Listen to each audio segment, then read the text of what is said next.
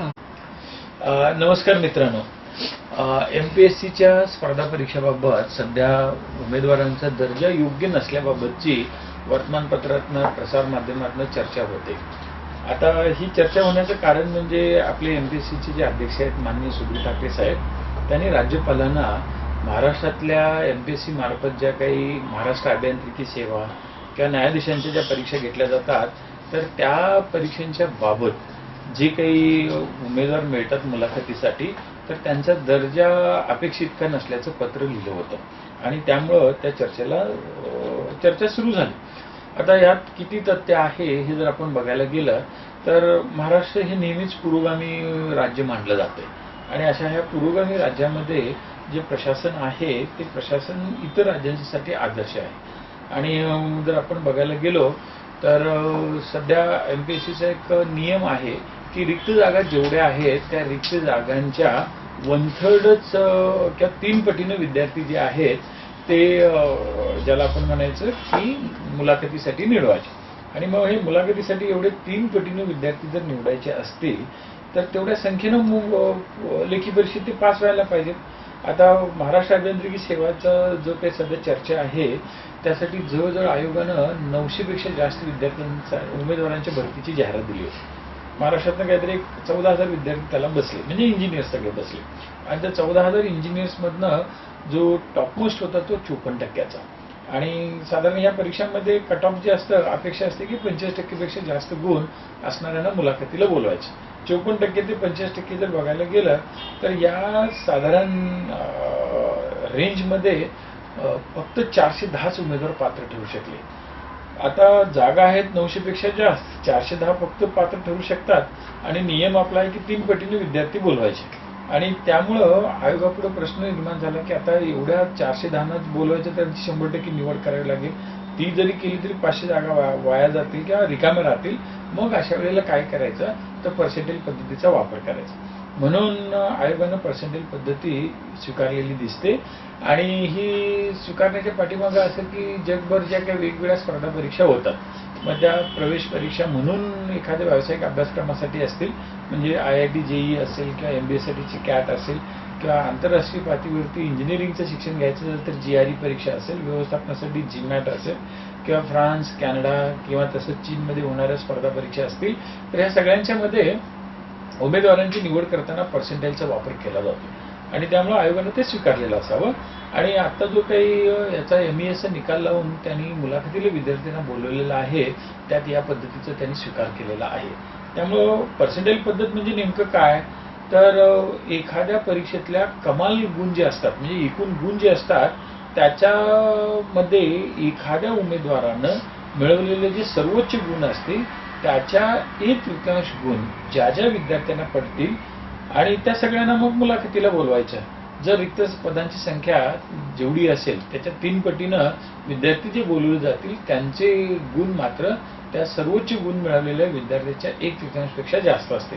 उदाहरण घेऊन सांगायचं झालं तर नुकतीच आपली राज्यसेवा मुख्य परीक्षा झाली, 800 गुणांची असते ती, त्यात मराठी आणि इंग्रजीला प्रत्येकी 100 जर धरले तर ते 200 आणि उरलेले सामान्य ज्ञानचे जे 4 पेपर आहेत 150 धरले तर ते प्रत्येकी 400, 150 गुणिले 4 केले की 600 आणि एकंदरीत ही अशी 600 अधिक 200 800ची जी काही परीक्षा झाली त्याच्यामध्ये पूर्वी म्हणजे गेल्या वर्षी जे मानक होतं ते 45% पेक्षा मार्क मिळालं नाही तर विद्यार्थ्यांना मुलाखतीलाच बोलवायचं नाही। त्यामुळे गेल्या वर्षी बऱ्याच महिला उमेदवारांवरती अन्याय झाला होता, त्यांची निवड होऊ शकली नव्हती।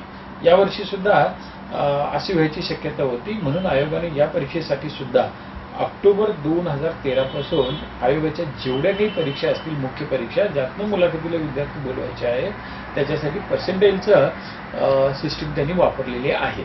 आता हे 800 जे काही गुण असतील राज्यसेवा मुख्यमधले त्यात समजा एखाद्या ओपन कॅटेगरीमधल्या एखाद्या विद्यार्थ्याला आपण धरून चालू 400 गुण मिळाले तर सर्वोच्च गुण मिळाले त्या विद्यार्थ्याला 400, मग त्या ओपन कॅटेगरीमध्ये जेवढ्या जागा असतील त्यातल्या 3 पटीने जर विद्यार्थी बोलवायचे झाले तर ते सगळे विद्यार्थी त्या ओपन कॅटेगरीमधल्या मिळालेल्या विद्यार्थ्याच्या गुणाच्या 1/3 पेक्षा जास्त गुण मिळालेले पाहिजे।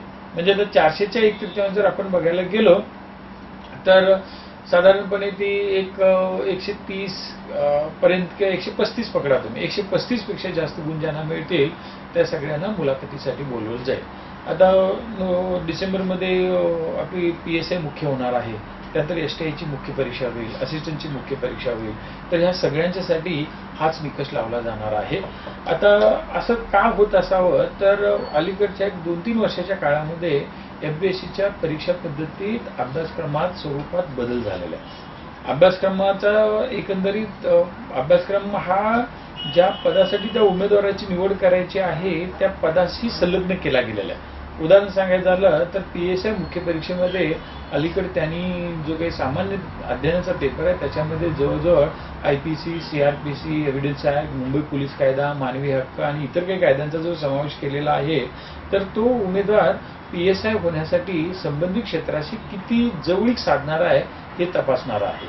आणि असंच इतर परीक्षांच्या बाबतीत सुद्धा केलेलं आहे. आणि त्याच्यामुळं कदाचित मुलांना तो अभ्यासक्रम थोडा त्याचा अभ्यास करणं आणि त्याच्याबद्दलचं मटेरियल गोळा करणं, मार्गदर्शन मिळवणं, त्याच्यामध्ये थोड्या काही ज्या काही त्रुटी असतील त्याच्यामुळे तो दर्जा थोडाफार आपण म्हणू की अपेक्षित का जात नसावा.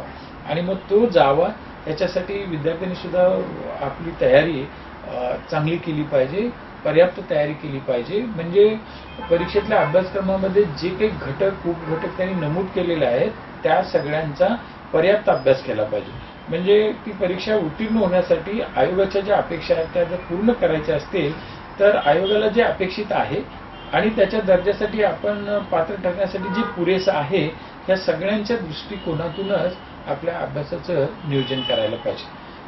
पर्सेंटाईल पद्धती ही खरंच MPSCची परीक्षा देणाऱ्या विद्यार्थ्यांच्यासाठी पर्वणी मानायला पाहिजे.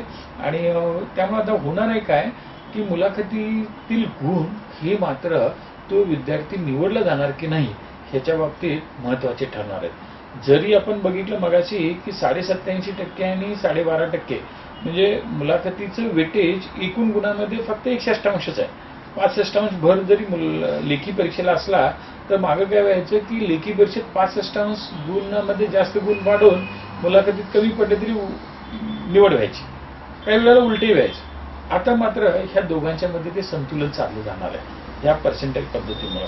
कारण पर्सेंटाईल पद्धतीमध्ये जे निवडले जाणार आहेत मुलाखतीला विद्यार्थी ते सर्वोच्च गुण मिळालेल्या विद्यार्थ्याच्या 1/3 पेक्षा जास्त गुण असणारे म्हणजे एकूण 2/3 लेखी परीक्षेतल्या सर्वोच्च गुण जे विद्यार्थ्याला मिळालेले आहेत त्याच्या 2/3 पटीनं ते विद्यार्थी येऊ शकतात. आणि त्यामुळं मुलाखतीमधली तयारी किंवा मुलाखतीत जो कोणी चांगलं परफॉर्मन्स दाखवेल, अर्थात लेखीमध्ये तरी पाहिजेच, पण मुलाखतीत जो कोणी चांगलं करेल तर त्याला इथं निवड व्हायची जास्त शक्यता आहे. आणि त्यामुळे विद्यार्थ्यांना माझी विनंती किंवा एक आव्हान असं की सर्वांनी या बदलाशी जुळवून घ्यावं. आणि त्यासाठी समजा आपल्याला काही अधिक माहिती किंवा अधिक काही मार्गदर्शन हवं असेल तर आमचं स्टडी सर्कल आपल्यासाठी आपलं सदैव स्वागत करत असणारच आहे. धन्यवाद.